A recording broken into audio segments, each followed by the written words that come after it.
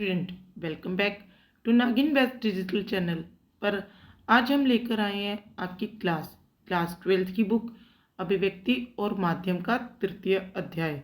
हमने अपनी video part 1 में जनसंचार के 4 माध्यमों में प्रिंट माध्यम को खुलकर एक्सप्लेन किया, उसकी सभी खूबियों और खामियों को बताया। और अब हम एक एक करके टेलीविज़न, रेडियो, इंटरनेट के बारे में भी बताएंगे। इनका एक्सप्लेन करने से पहले मैं शॉर्ट में आपको चैप्टर से अवगत करवा देती हूँ कि विभिन्न माध्यमों के लिए लेखन। अब विभिन्न माध्यम मतलब हमारे जनसंचार के विभिन्न माध्यम होते हैं।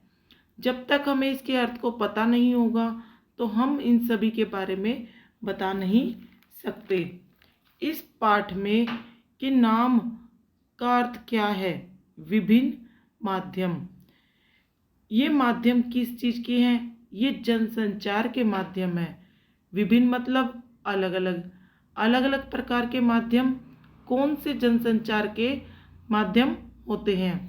जनसंचार और कौन से जनसंचार मतलब कोई भी सूचना जब लाखों करोड़ों लोगों तक पहुंचानी होती है तो हम किसी यंत्र का सहारा लेते हैं, जैसे अखबार, रेडियो, टेलीविज़न या इंटरनेट। इसे क्या होता है कि एक सूचना लाखों करोड़ों लोगों तक कैसे पहुंचाई जा सके, किसके माध्यम से? एक यंत्र के माध्यम से, चाहे वो रेडियो हो, चाहे वो टेलीविज़न हो, चाहे कोई इंटरनेट का माध्यम हो या अखबार का माध्यम हो। तो इन सूचनाओं को पहुंचाने के लिए जो यंत्र काम आते हैं, ऐसे यंत्र जनसंचार के माध्यम कहलाते हैं। इन जनसंचार के माध्यम से न्यूज़ पहुंचाने के लिए हमें लेखन कार्य करना पड़ता है। और तो इस पूरे पाठ में हम विभिन्न माध्यमों के लिए लेखन ही पढ़ेंगे। पार्ट 1 में हमने अखबार के विषय में पढ़ा है और अब हम आगे पढ़ेंगे। तो चलिए अब हम पढ़ते हैं रेडियो के विषय में। इस रेडियो वाले विषय में आपको रेडियो के बारे में जानकारी दी गई है कि यह किस तरह का माध्यम है, ये किस तरह न्यूज़ को दूसरे लोगों तक पहुंचाता है, इसका लेखन का क्या कार्य है। सब चीज़ों को इसमें खुलकर एक्सप्लेन किया गया है। रेडियो श्रव्य माध्यम है। यह एक सुनने का माध्यम है, देखने का नहीं है। सुनते हैं रेडियो से हम। पहले के टाइम पर बहुत होते थे रेडियो, अब तो मोबाइलों ने इनका स्थान ले लिया है। इसमें सब कुछ ध्वनि, स्वर और शब्दों का खेल है। रेडियो के अंदर क्या होती है? ध्वनि होती है, स्वर होते हैं और शब्द, इन सभी का खेल होता है और कुछ नहीं होता रेडियो में। इन सब वजहों से रेडियो को श्रोताओं से संचालित माध्यम माना जाता है। इन्हीं तीनों चीज़ों की वजह से रेडियो को सुनने वाले यानी पब्लिक से संचालित माध्यम माना जाता है कि यह न्यूज़ देने का, लोगों तक न्यूज़ पहुंचाने का एक माध्यम है। रेडियो पत्रकारों को अपने श्रोताओं का पूरा ध्यान रखना चाहिए। इसकी वजह यह है कि अखबार के पाठकों को यह सुविधा उपलब्ध रहती है कि वे अपनी पसंद और इच्छा से कभी भी और कहीं से भी पढ़ सकते हैं। भाई अखबार में तो लोग क्या करते हैं, उसे उठा के रख लेते हैं या फिर अखबार को पहले पन्ने को पहले पढ़ लिया, बीच वाले को बाद में पढ़ेंगे, शुरू को बाद में पढ़ेंगे। पर रेडियो में ऐसा नहीं होता। रेडियो के अंदर लोगों की पसंद नहीं, श्रोताओं की पसंद नहीं चल सकती। रेडियो अपने टाइम पर समाचार, इस रेडियो पर प्रयुक्त होने वाले सभी प्रोग्राम का समय निश्चित होता है। अगर किसी समाचार, लेख या फीचर्स को पढ़ते हुए कोई बात समझ में नहीं आई तो पाठक उसे फिर से पढ़ सकता है या शब्दकोश में उसका अर्थ देख सकता है या किसी से पूछ सकता है।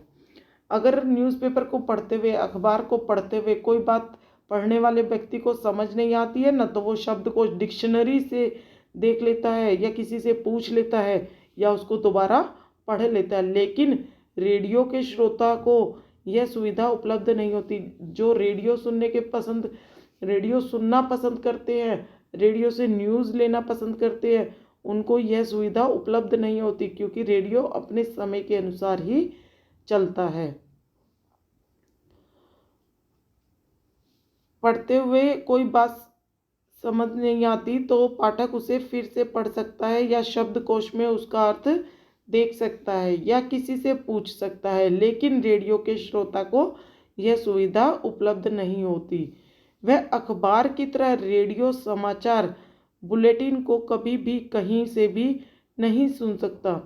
भाई वो जैसे अखबार को कभी भी कहीं भी पढ़ सकता है ना, वो रेडियो समाचार बुलेटिन को जो आती है रेडियो में बुलेटिन न्यूज़, उनको कहीं भी कभी भी नहीं पढ़ सकता। उनको उसे बुलेटिन के प्रसारण समय का इंतजार करना होगा।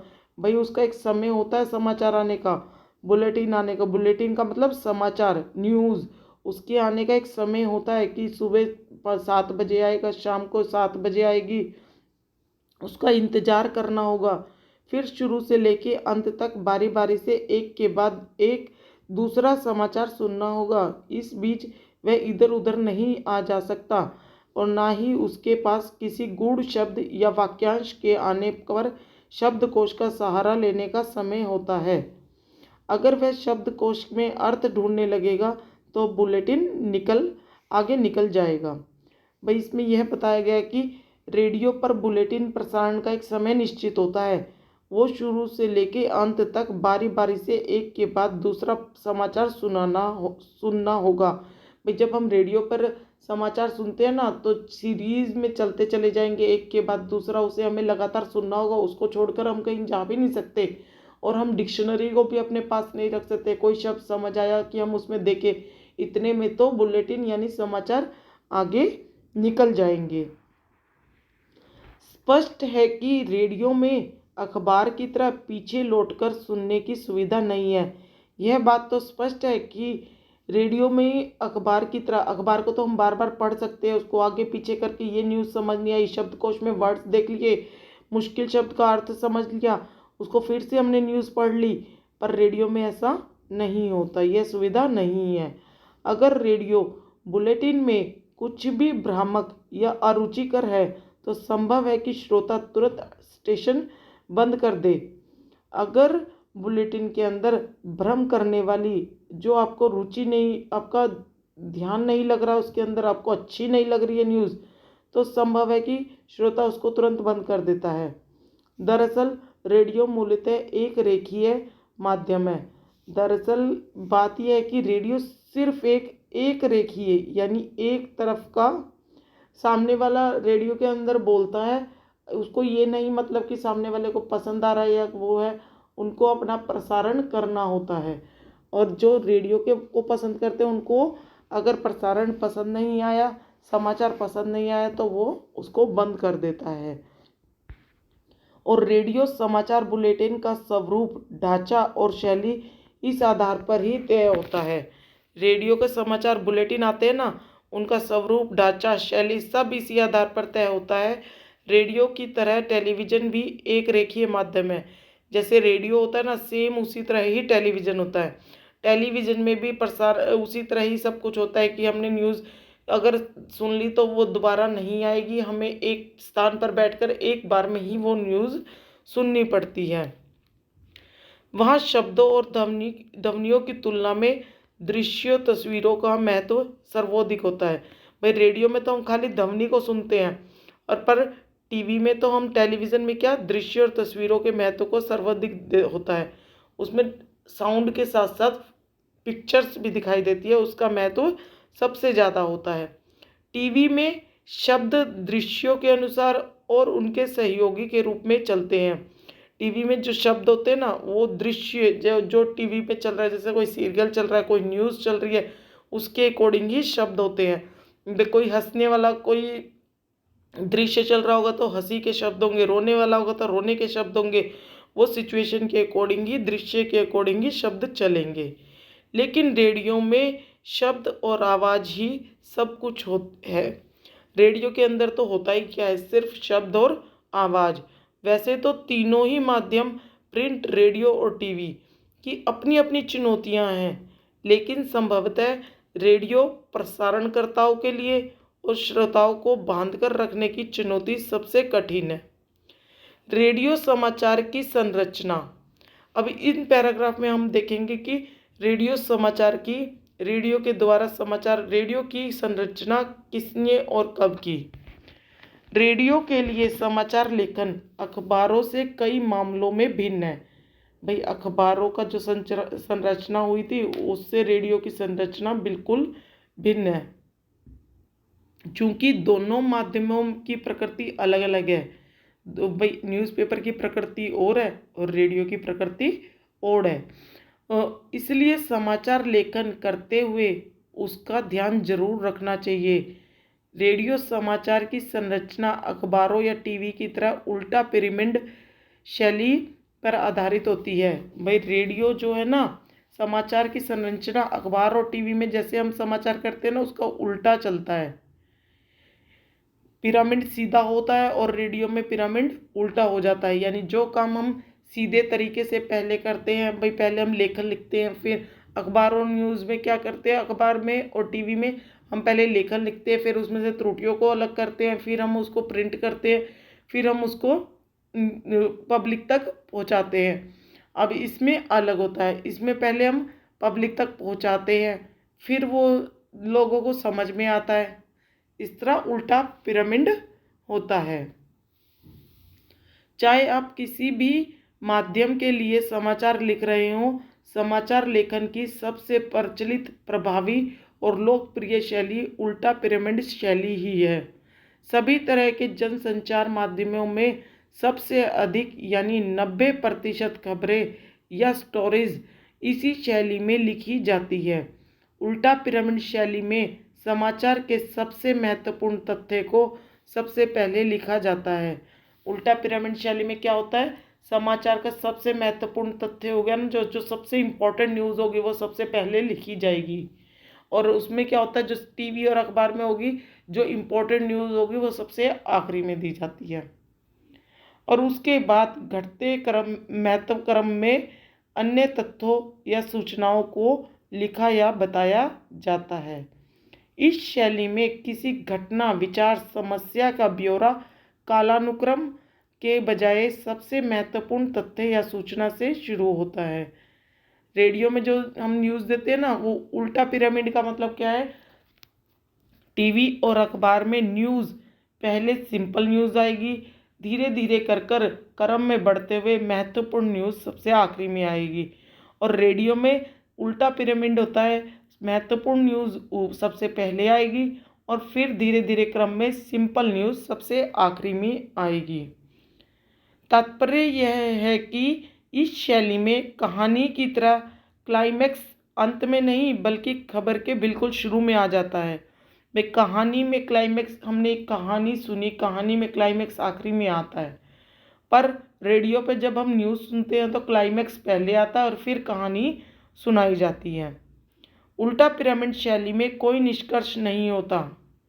उल्टा पिरामिड शैली के तहत समाचार को 3 हिस्सों में विभाजित किया जा सकता है, इंट्रो, बॉडी और समापन। उल्टा पिरामिड में क्या होता है, पहले तो हम इंट्रो करते हैं यानी स्टार्ट करते हैं, फिर बॉडी उसका मेन हिस्सा लेते हैं, फिर उसको हम समाप्त करते हैं। समाचार के इंट्रो या लीड को हिंदी में मुखड़ा भी कहते हैं। भाई, समाचार के इंट्रो या लीड को यानी स्टार्टिंग को हम मुखड़ा भी कहते हैं। इसमें खबर के मूल तत्व को शुरू की 2 या 3 पंक्तियों में बताया जाता है। खबर जो न्यूज़ होती है ना, उसके मूल तत्व को यानी मेन बातों को 2 या 3 पंक्तियों में बताया जाता है। यह खबर का सबसे अहम हिस्सा होता है। भाई, इंट्रो जो हिस्सा होता है वो खबर का सबसे अहम हिस्सा होता है। उसी को ही पढ़कर लोग, उसी को ही सुनकर लोग आगे पूरी न्यूज़ को सुनते हैं। इसके बाद बॉडी में समाचार के विस्तृत ब्यौरे को घटते हुए महत्व क्रम में लिखा जाता है। हालांकि इस शैली में अलग से समापन जैसी कोई चीज़ नहीं होती, यहाँ तक कि प्रासंगिक तथ्य और सूचनाएं दी जा सकती हैं। अगर ज़रूरी हो तो समय और जगह की कमी को देखते हुए आखिरी कुछ लाइनों में या पैराग्राफ को काटकर हटाया भी जा सकता है और उस स्थिति में खबर वहीं समाप्त हो जाती है। भाई कोई न्यूज़ है उसको हम रेडियो के थ्रू हमें लोगों तक पहुंचाना है, तो उसमें हमारा रेडियो में क्या होता है, सबसे पहले मेन बात को हम ऊपर रखते हैं, फिर घटते महत्व क्रम में सबसे आखिरी में आके सिंपल न्यूज़ को हम प्रस्तुत करते हैं। पर इसमें कोई खास वो ब्यौरा नहीं होता, एंड करने की तो जरूरत नहीं होती, वो कहानी बीच में ही मैं बॉडी में ही सब कुछ धीरे धीरे ख़त्म हो जाता है। अगर हम न्यूज़ की कुछ लाइनें और पैराग्राफ भी काट दें तो कोई फ़र्क नहीं पड़ता खबर पर। रेडियो समाचार के एक इंट्रो पर गौर कीजिए। उत्तर प्रदेश के उन्नाव जिले में एक बस दुर्घटना में आज 20 लोगों की मौत हो गई। मृतकों में 5 महिलाएं और 3 बच्चे शामिल हैं। एक और उदाहरण देखिए, महाराष्ट्र में बाढ़ का संकट गहराता जा रहा है। राज्य में बाढ़ से मरने वालों की संख्या बढ़कर 465 हो गई है। अब ये हमें एक एग्जाम्पल दिया हुआ है कि रेडियो में जब समाचार आता है ना, इंट्रो पर गौर, भाई इंट्रो में क्या, अब हमने लोगों को न्यूज़ सुनाई कि उत्तर प्रदेश के उन्नाव जिले में एक बस दुर्घटना में 20 लोगों की मौत हो गई, जिसमें इतनी महिलाएं थी और इतने बच्चे शामिल थे। अब लोगों ने ये न्यूज़ सुनी, अब लोगों को ये न्यूज़ में आगे जानने की उत्सुकता बढ़ी, इसलिए रेडियो में पहले मेन बात को, क्लाइमेक्स को पहले बताया जाता है ताकि लोग उस न्यूज़ को पूरा सुने। रेडियो के लिए समाचार लेखन बुनियादी बातें, यानी रेडियो के लिए समाचार कापी तैयार करते समय किन किन बातों का ध्यान रखा जाता है वो अब इस पैराग्राफ में बताया गया है। रेडियो के लिए समाचार कापी तैयार करते हुए कुछ बुनियादी बातों का ध्यान रखना बहुत ज़रूरी है। साफ सुथरी और टाइप्ड कापी, भाई हमारी कॉपी जो हम लेखन तैयार करते हैं वो साफ सुथरा और टाइप करा हुआ होना चाहिए। रेडियो समाचार कानों के लिए यानी सुनने के लिए होते हैं, इसलिए उनके लेखन में इसका ध्यान रखना जरूरी हो जाता है। लेकिन एक महत्वपूर्ण तथ्य नहीं भूलना चाहिए कि सुने जाने से पहले समाचार वाचक या वाचिका उसे पढ़ते हैं। भाई समाचार वाचक या वाचिका जो वो लेखन को लिखते हैं और जो समाचार को सुनाते हैं रेडियो पर, समाचार को सपोज करो कि आपको रेडियो पर समाचार सुनाना है, प्रसारण करना है, तो पहले आप उस लेख को पढ़ोगे कि वो साफ सुथरा और टाइप करा हुआ है, उसमें कोई त्रुटि तो नहीं है, और तब वे श्रोताओं तक पहुंचाते हैं, तब उसके बाद उसका प्रसारण करते हैं। इसलिए समाचार कॉपी ऐसे तैयार की जानी चाहिए कि उसे पढ़ने में वाचक वाचिका को कोई दिक्कत नहीं हो, कि हमें कॉपी इस तरह तैयार करनी चाहिए साफ सुथरी कि पढ़ने वाले को कोई दिक्कत ना हो, क्योंकि फिर माफ़ी की कोई गुंजाइश नहीं रहती। अगर समाचार गलत हमने प्रसारण कर दिए तो माफ़ी की कोई गुंजाइश नहीं रहती। अगर समाचार कॉपी टाइप्ड और साफ सुथरी नहीं हो है तो उसे पढ़ने के दौरान वाचक वाचिका के अटकने या गलत पढ़ने का खतरा रहता है, और इससे श्रोताओं का ध्यान भटकता है और वे भ्रमित हो जाते हैं। भाई जब तक कॉपी साफ सुथरी और टाइप्ड करी नहीं होगी तो पढ़ने वाला अटकने लगता है, गलत पढ़ने लगता है और श्रोताओं का ध्यान भटकता है, इससे वो भ्रमित हो जाते हैं, उनका ध्यान नहीं रहता फिर उस न्यूज़ को सुनने में। प्रसारण के लिए तैयार की जा रही समाचार कॉपी को कंप्यूटर पर ट्रिपल स्पेस में टाइप किया जाना चाहिए। कॉपी के दोनों ओर पर्याप्त हाशिया छोड़ा जाना चाहिए। भाई दोनों साइडों में प्राप्त मार्जिन होना चाहिए, बीच में मैटर लिखा होना चाहिए साफ सुथरा ट्रिपल स्पेस के साथ, दूर दूर वो वर्ड्स होने चाहिए। एक लाइन में अधिकतम 12-13 शब्द होने चाहिए ट्रिपल स्पेस के साथ, यानी गैप होना चाहिए बीच में, एक वर्ड से दूसरे वर्ड तक जाने के लिए काफ़ी सारा स्पेस होना चाहिए। एक लाइन में सिर्फ 12 या 13 शब्द होने चाहिए। पंक्ति के आखिरी में कोई शब्द विभाजित नहीं होना चाहिए। भाई पंक्ति के आखिरी में कोई वर्ड अगर वहाँ पर पूरा नहीं आ रहा तो उसे हमें दूसरी पंक्ति में लिखना चाहिए। ऐसे नहीं करना चाहिए आधा उधर और आधा इधर।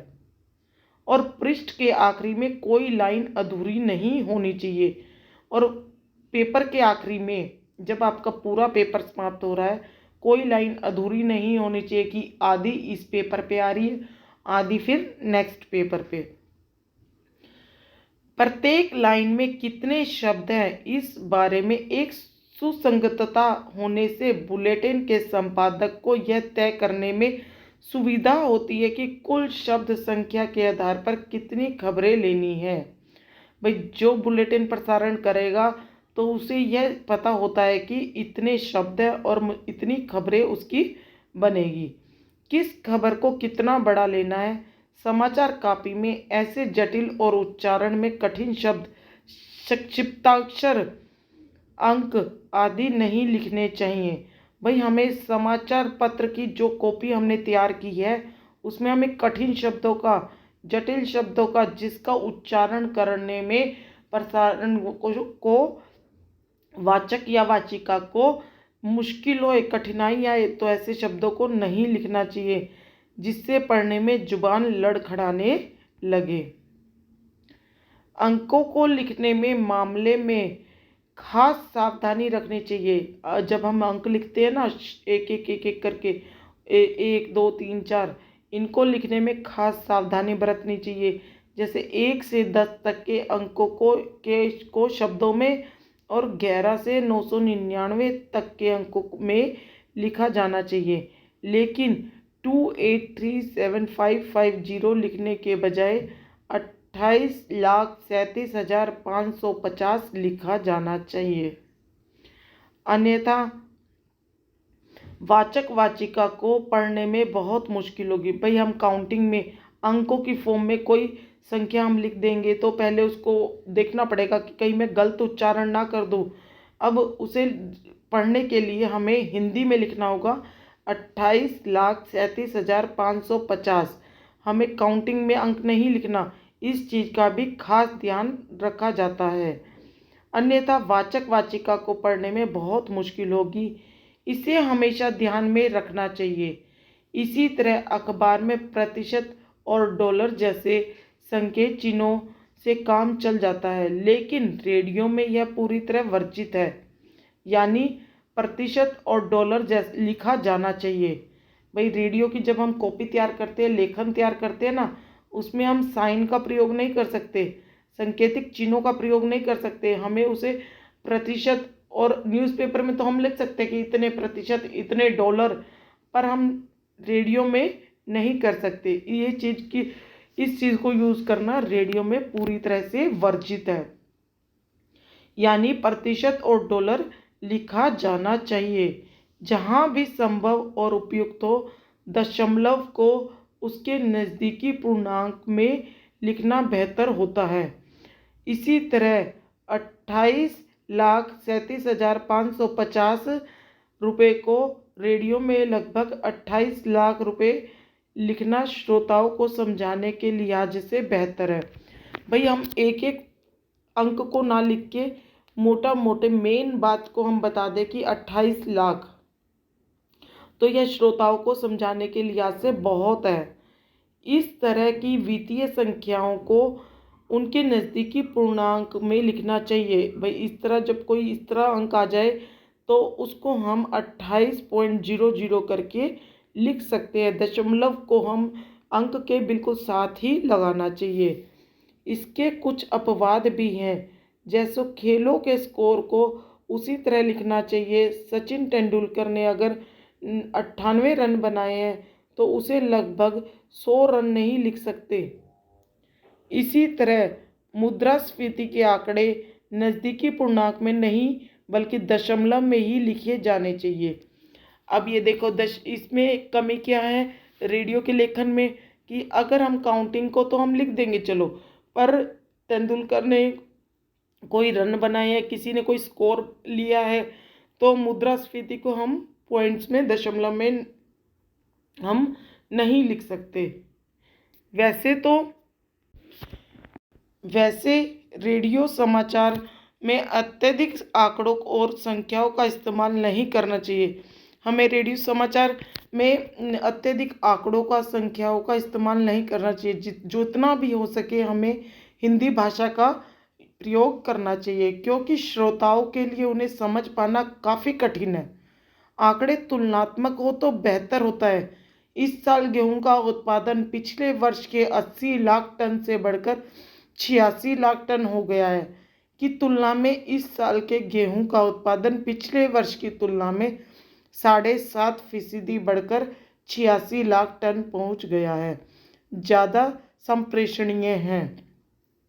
भाई हम ऐसे कहेंगे 80 लाख टन से बढ़कर 86 लाख टन हो गया तो वो उनको ये पता ही नहीं चलेगा कि कितना बड़ा है। उनको आंकड़ों का पूरा वो निकालना पड़ेगा।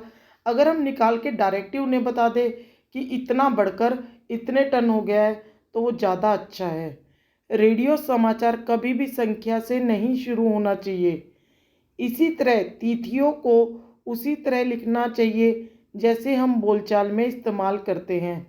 15 अगस्त 1985 ना कि अगस्त 15 1985। भाई हमें डेट को भी तिथियों को भी रेडियो समाचार में उसी तरह इस्तेमाल करना चाहिए जैसे हम बोलने में करते हैं। 15 अगस्त 1985 किसी को बताते हैं हम डेट तो ऐसे बताते हैं, ऐसे थोड़ी बताते हैं अगस्त 15 1985। नंबर 2, डेडलाइन, संदर्भ और संक्षिप्ताक्षर का प्रयोग। रेडियो में अखबारों की तरह डेडलाइन अलग से नहीं बल्कि समाचार के से ही गुथी होती है। हम इसकी चर्चा पहले कर चुके हैं। इसी तरह समाचार में समय संदर्भ का मसला भी महत्वपूर्ण है। अखबार दिन में एक बार और वह भी सुबह छपकर आता है जबकि रेडियो पर 24 घंटे समाचार चलते रहते हैं। भाई न्यूज़पेपर तो दिन में एक बार सुबह आएगा और रेडियो पर समाचार सारे दिन चलते ही रहते हैं। श्रोता के लिए समय का फ्रेम हमेशा आज होता है, इसलिए समाचार में आज सुबह, आज दोपहर, आज शाम, आज तड़के आदि का इस्तेमाल किया जाता है। इसी तरह बैठक कल होगी, कल हुई बैठक में का प्रयोग किया जाता है। इसी सप्ताह, अगले सप्ताह, पिछले सप्ताह, इस महीने, अगले महीने, पिछले महीने, इस साल, पिछले साल, अगले साल, अगले बुधवार या पिछले शुक्रवार का इस्तेमाल करना चाहिए। संक्षिप्ताक्षरों के इस्तेमाल में काफ़ी सावधानी बरतनी चाहिए।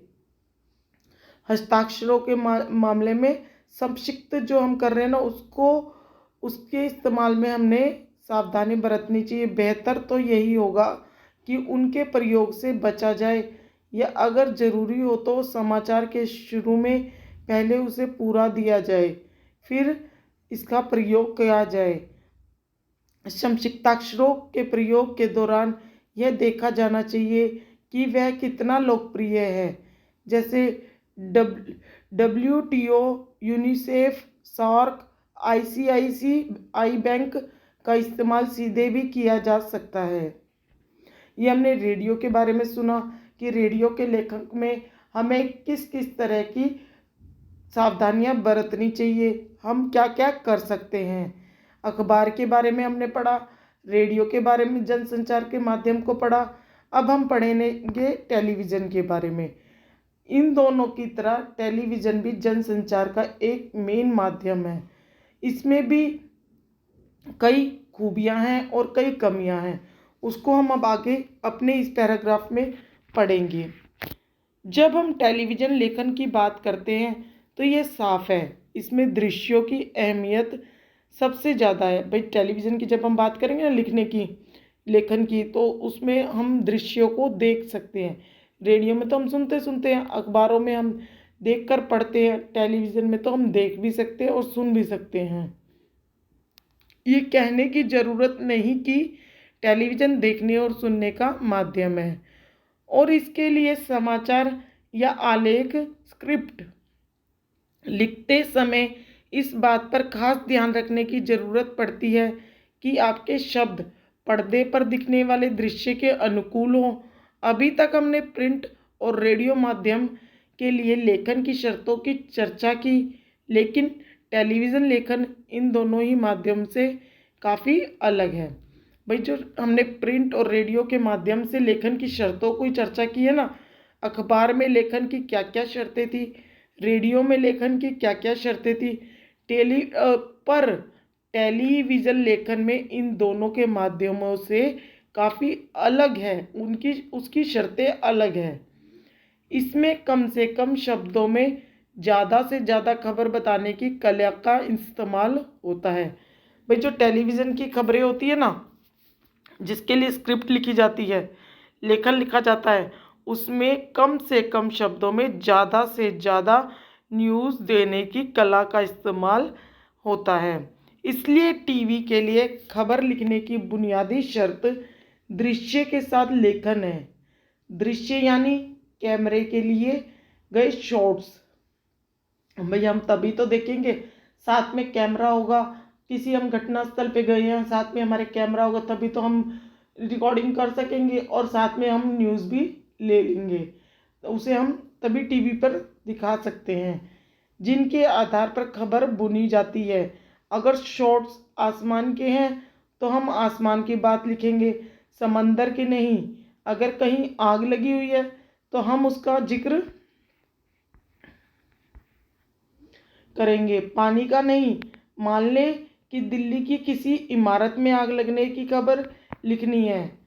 अखबार में आमतौर पर इस खबर का इंट्रो कुछ इस तरह से बन सकता है। अखबार के जो खबर लिखेंगे, लेखन होता है, उसमें इंट्रोडक्शन इस तरह लिखेंगे। दिल्ली के लाजपत नगर की एक दुकान में आज शाम आग लगने से 2 लोग घायल हो गए और लाखों रुपए की संपत्ति जलकर राख हो गई। ये आग शॉर्ट सर्किट की वजह से लगी। लेकिन टीवी में इस खबर की शुरुआत कुछ अलग होगी। दरअसल टेलीविज़न पर खबर 2 तरह से पेश की जाती है। इसका शुरुआती हिस्सा, जिसमें मुख्य खबर होती है, बगैर दृश्य के न्यूज़ रीडर और एंकर पढ़ता है। भाई जो इसका मुख्य खबर होती है ना, टेलीविज़न पे जो खबर आती है, उसका मुख्य खबर जो होती है वो बगैर दृश्य के, पहले जो स्क्रिप्ट लिखी जाती है उसे न्यूज़ रीडर, जो न्यूज़ को प्रेजेंट करने वाला है टीवी पर, और एंकर पढ़ता है, या एंकर पढ़ता है। जो एंकर कौन होता है, जो उसको बोलता है, वो पढ़ता है। दूसरा हिस्सा वह होता है जहाँ से पर्दे पर एंकर की जगह खबर से संबंधित दृश्य दिखाए जाते हैं। इसलिए टेलीविज़न पर खबर 2 हिस्सों में बटी होती है। अगर खबरों के प्रस्तुतिकरण में के तरीकों पर बात करें तो इसके भी कई तकनीकी पहलू हैं। फिलहाल हम दिल्ली में आग की जिस खबर की चर्चा कर रहे हैं, उसे टीवी में पेश करने के तरीके पर बात करते हैं। भाई जो दिल्ली में आग लगी है ना, हमने रेडियो में तो स्क्रिप्ट बता दी उसकी, अब हम टीवी में उसकी बात करते हैं। अखबार में जिस तरह का इंट्रो हमने लिखा, उसे टीवी में एक एंकर सूचना के तौर पर सबसे पहले पढ़ता है। पहले एंकर उसको पढ़ेगा। लेकिन अगर आग लगने के दृश्य हमारे पास हैं तो प्रारंभिक सूचना के बाद हम इसे इस तरह लिख सकते हैं। आग की ये लपटें सबसे पहले शाम 4 बजे दिखी, फिर तेजी से फैल गई। निश्चय ही इस खबर की इससे भी बेहतर शुरुआत हो सकती है, लेकिन दृश्य के साथ बंधे होने की शर्तें हर खबर पर लागू होगी। भाई कोई भी खबर हो, अखबार के जरिए या रेडियो, टेलीविज़न, इंटरनेट के जरिए होगी, जो आंखों देखी खबरें होगी वो दृश्य के साथ बंधे होने की शर्त में होगी। भाई आपने जो देखा वो ही आप लिख या बोल सकते हो। दरअसल टेलीविज़न के लिए लेखन कई तरीके से होता है। चूँकि टेलीविज़न पर खबर पेश करने के तरीकों में लगातार बदलाव आ रहा है, हमेशा उसका बदला, इसलिए इसे लिखने के तरीके भी लगातार बदल रहे हैं। इसे समझने के लिए ज़रूरी है हम टीवी पर दिखाई जाने वाली खबरों के प्रचलित ढांचे या फॉर्मेट को समझें। भाई टीवी पर जो न्यूज़ दिखाई जा रही है ना, हम उसके फॉर्मेट को, ढांचे को समझें, फिर हम अपनी न्यूज़ को प्रेजेंट करें। टीवी खबरों के विभिन्न चरण। किसी भी टीवी चैनल पर खबर देने का मूल आधार वही होता है जो प्रिंट या रेडियो पत्रकारिता के क्षेत्र में प्रचलित है, यानी सबसे पहले सूचना देना। भाई जब हम किसी न्यूज़ को शुरू करेंगे, स्टार्ट करेंगे, तो पहले हम उसके बारे में बताएंगे, इंट्रो करेंगे, उसका इंट्रोडक्शन देंगे। टीवी में भी यह सूचना कई चरणों से होकर दर्शकों के पास पहुंचती है।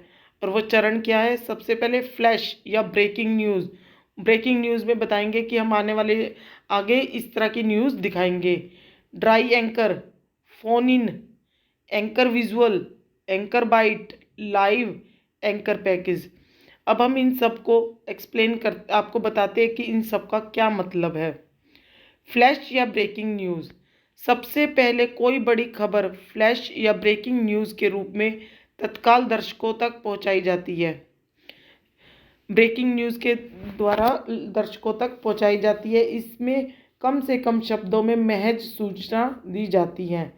ड्राई एंकर, इसमें एक एंकर खबर के बारे में दर्शकों को सीधे सीधे बताता है कि कहाँ, क्या, कब और कैसे हुआ। जब तक खबर के दृश्य नहीं आते, एंकर दर्शकों को रिपोर्टर से मिली जानकारियों के आधार पर सूचनाएं पहुंचाता है। भाई जो एंकर होता है ना, जब तक उसके पास पिक्चर्स नहीं आती जहां पर घटना घटी है, तो सिर्फ उसको जितनी जानकारी होती है सीधे सीधे सिर्फ वो यही बताता है कि घटना कहाँ घटी है, क्या हुआ है, कब हुआ है और कैसे हुआ है। और फिर आता है फोन इन। इसके बाद खबर का विस्तार होता है। भाई जब एंकर ने बता दिया कब, कहाँ, कैसे, क्या हुआ, तो उसके बाद फोन इन होता है। एंकर रिपोर्टर से फ़ोन पर बात करके सूचनाएं दर्शकों तक पहुंचाता है। वो तभी फ़ोन पे अपने दूसरे साथी से बात करता है और बताता है कि हमें वहाँ की रिपोर्ट दी जाए ताकि हम अपने दर्शकों को बता सके। इसमें रिपोर्टर घटना वाली जगह पर मौजूद होता है। वहाँ से उसे जितनी ज़्यादा से ज़्यादा जानकारियाँ मिलती है वह दर्शकों को बताता है। वो फ़ोन के जरिए अपने रिपोर्टर से जो घटना किस जगह पे मौजूद होते हैं उनसे फ़ोन पर बात करके साथ साथ टीवी पर प्रेजेंट करता चला जाता है। एंकर विजुअल, जब घटना के दृश्य या विजुअल मिल जाते हैं तब उन दृश्यों के आधार पर खबर लिखी जाती है जो एंकर पढ़ता है। इस खबर की शुरुआत भी प्रारंभिक सूचना से होती है और बाद में कुछ वाक्यों पर प्राप्त दृश्य दिखाए जाते हैं। भाई इसमें फ़ोन इन नहीं होता है, इसमें क्या होता है, एंकर विजुअल होता है और जो उसके पास प्रारंभिक सूचना होती है और कुछ वाक्य वो प्राप्त दृश्य जो उनको दृश्य प्राप्त हुए उसको लेकर ही वो सूचना देते हैं। एंकर बाइट, बाइट यानी कथन। टेलीविज़न पत्रकारिता में बाइट का काफ़ी महत्व है, कथन का बहुत महत्व है। टेलीविज़न में किसी भी खबर को पुष्ट करने के लिए इससे संबंधित बाइट दिखाई जाती है, यानी कथन दिखाया जाता है, उसका उस घटना से संबंधित कथन दिखाया जाता है। किसी घटना की सूचना देने और उसके दृश्य दिखाने के साथ ही इस घटना के बारे में प्रत्यक्षदर्शियों या संबंधित व्यक्तियों का कथन दिखा और सुनाकर खबर को प्रामाणिकता प्रदान की जाती है। तो यहाँ पर यह बताया गया है कि कोई भी घटना घटती है उस पर उसको टेलीविज़न पत्रकारिता में बाइट का काफ़ी महत्व बताया गया है। बाइट का मतलब कथन, जो वहाँ पर घटना के टाइम पर प्रत्यक्षदर्शी और संबंधी घटना से घटित होने वालों के संबंधी खड़े होते हैं ना, उनको दिखाकर उनको सुनाकर ही प्रमाणिकता कर देते हैं कि ये बात सच्ची है, ये घटना सच्ची है। लाइव, लाइव यानी किसी खबर का घटना स्थल से सीधा प्रसारण। कहीं पर घटना घटी है और वहाँ से सीधा प्रसारण लाइव, वो वहाँ पर खड़े हैं और वहाँ से सीधा प्रसारण चल रहा है।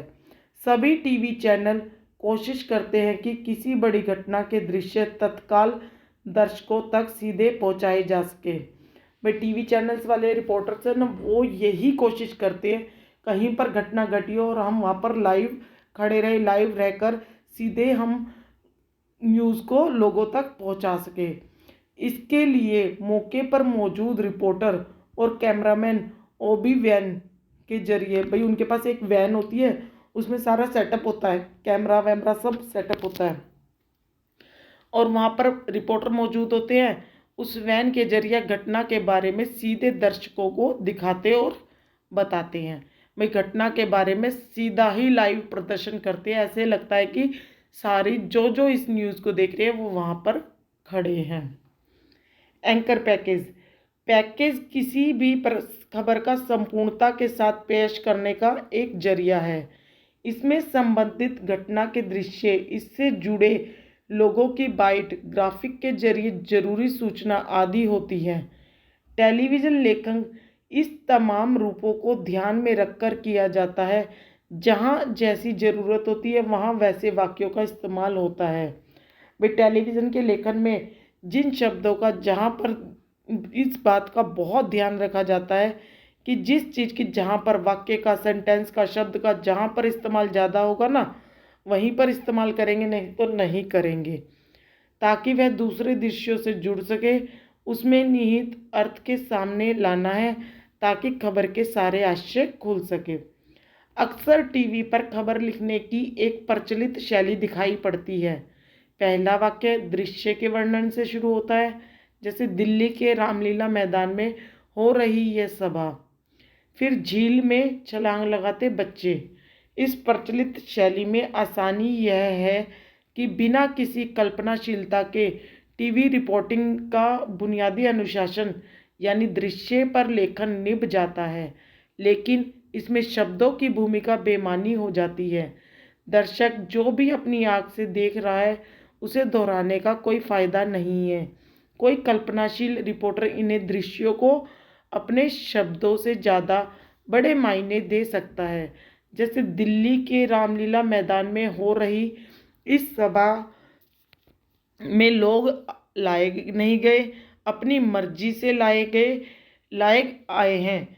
और फिर झील में छलांग लगाते बच्चों के शॉट्स के साथ लिखा जा सकता है कि इन दिनों तेज गर्मी से निजात पाने का एक तरीका ये भी है।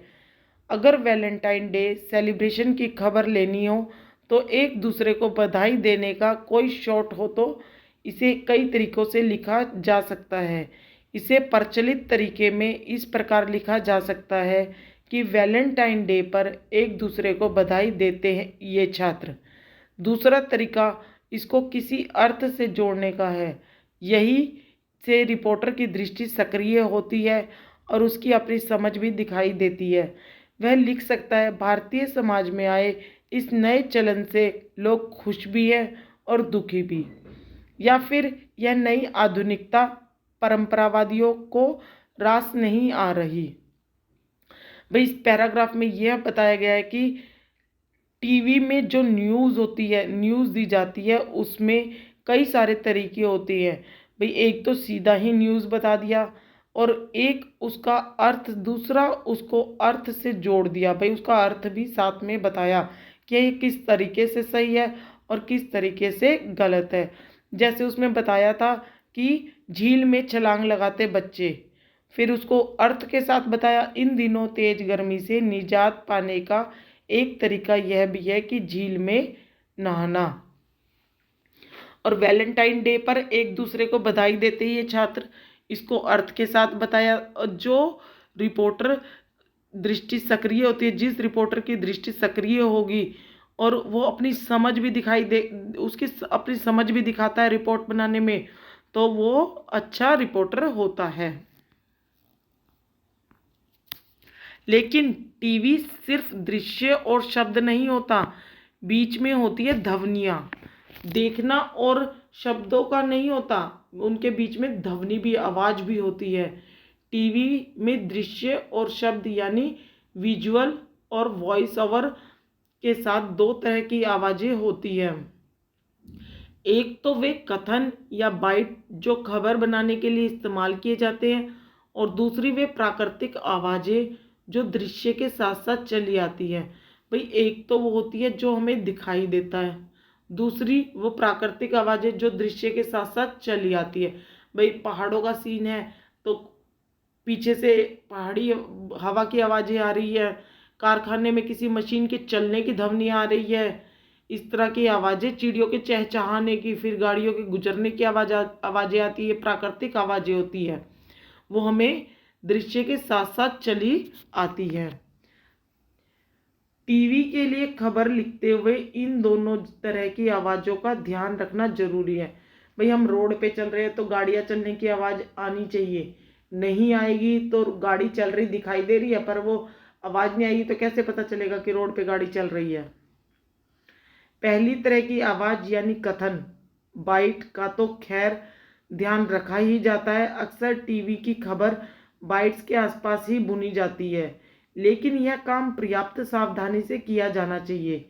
कथनों से खबर तो बनती ही है, टीवी के लिए उसका फार्म भी बनता है, टीवी के लिए उसका फार्म बनाया जाता है, और कथन जो होते हैं ना, उससे खबर तो बनती ही है। बाइट सिर्फ किसी का बयान भर नहीं होते। बाइट जो होती है ना, वो किसी की बयान नहीं, जैसे हम किसी की बयान ले रहे हो वो नहीं होती, खबर होती है एक तरह से, जिन्हें खबर के बीच उसकी पुष्टि भर के लिए डाल दिया जाता है। भाई किसी खबर को पुष्टि पूरा करने के लिए उस बाइट को डाल दिया जाता है। वह दो वॉइस ओवर या दृश्यों का अंतराल भरने के लिए पुल का भी काम करता है। जैसे आवाज आ रही है और यहाँ से दृश्य है, उसके बीच पुल का काम करता है, दोनों को आपस में मिलाता है। लेकिन टीवी में सिर्फ बाइट या वॉइस ओवर नहीं होते, और भी ध्वनियाँ होती है। उन ध्वनियों से भी खबर बनती है, उसका मिजाज बनता है। इसलिए किसी खबर का वॉइस ओवर लिखते हुए उसमें शॉर्ट्स के मुताबिक ध्वनियों के लिए गुंजाइश छोड़ देनी चाहिए। टीवी में ऐसी ध्वनियों को नेट या नेट साउंड यानी प्राकृतिक आवाज़ें कहते हैं। यानी वो आवाज़ें जो शूट करते हुए खुद ब खुद चली आती है। जैसे रिपोर्टर किसी आंदोलन की खबर ला रहा है जिसमें खूब नारे लग रहे हैं। भाई इसमें बताया है कि ध्वनियों को नेट और नेट साउंड यानी प्राकृतिक आवाज़ें कहते हैं। टीवी में ऐसी होती है, कोई ध्वनियाँ चल रही है, कहीं साउंड चल रहे, प्राकृतिक आवाज़ें चल रही है, वो आवाज़ें जो शूट करते हुए खुद ब खुद चली आती हैं। भाई हम कहीं पे शूटिंग कर रहे हैं, पहाड़ों पे शूटिंग कर रहे हैं, बाहर से पीछे से वो हवाओं की, पहाड़ों की, झरनों की आवाज़ें खुद ब खुद चली आती है। जैसे रिपोर्टर किसी आंदोलन की खबर लेकर आ रहा है और पीछे से नारे चल रहे हैं, तो वो खुद बे खुद रिकॉर्ड हो जाते हैं। वह अगर सिर्फ इतना बताकर निकल जाता है कि उसमें कई नारे लगे और उसके बाद किसी नेता की बाइट का इस्तेमाल कर लेता है, तो यह अच्छी खबर का नमूना नहीं कहलाएगा। उसे वे नारे लगते हुए दिखाना होगा और इसकी गुंजाइश अपने वीडियो में छोड़नी होगी। भाई जब हम प्राकृतिक वॉइस को हम दिखाते हैं तो हमें उसका दृश्य भी दिखाना पड़ता है। अगर हम नहीं दिखाएंगे तो वो खबर अच्छी नहीं होगी। इसका हमें अपनी खबर के अंदर उस वीडियो के लिए, उस वॉइस के लिए गुंजाइश छोड़नी होगी, स्पेस छोड़ना होगा। ध्वनियों के साथ साथ ऐसे दृश्यों के अंतराल भी खबर में उपयोगी होते हैं। जैसे किसी क्रिकेट मैच की खबर में वॉइस ओवर खत्म होने के बाद भी कुछ देर तक मैदान में शॉट्स चलते रहे। भाई जैसे क्रिकेट मैच खत्म हो रहा है मैदान में और उसके बाद भी शॉट्स दिखाते रहते हैं, दर्शक को अच्छा लगता है। भाई दर्शक उन शॉट्स को देखते हैं और अच्छा लगता है, उसकी रिकॉर्डिंग हो रही है तो वहाँ पे शॉर्ट्स भी दिखाई देगा, दर्शक भी दिखाई देंगे और सब कुछ दिखाई देगा, सब रिकॉर्ड होएगा, सब कुछ वहाँ पर रिकॉर्ड होगा। ख़त्म होने के बाद भी कुछ देर तक मैदान में शॉट्स चलते रहे और दर्शक को अच्छा लगता है। यानी ऐसी खबरें लिखते हुए भाषा में बहुत सब्र की ज़रूरत होती है। रिपोर्टर सारी बातें खुद बता देना चाहते हैं, जबकि ज़्यादा बेहतर ये होता है कि दृश्य और ध्वनियाँ भी बोले। भाई रिपोर्टर तो वहाँ पे होता है, लाइव होता है वहाँ पर उसके बताने से ज़्यादा अच्छा है कि वो दृश्य, जो वहाँ पे दृश्य था और वहाँ पे जो ध्वनियाँ थी, साउंड, बैकग्राउंड साउंड था, वो दिखाना ज़्यादा अच्छा है। छोटे छोटे वाक्यों और सुगठित संपादन से टीवी की अच्छी खबर खिल कर आती है। इन छोटे छोटे वाक्यों से, छोटी छोटी बातों से एक अच्छी टीवी न्यूज़ बनती है और अच्छी खबर खिलकर आती है।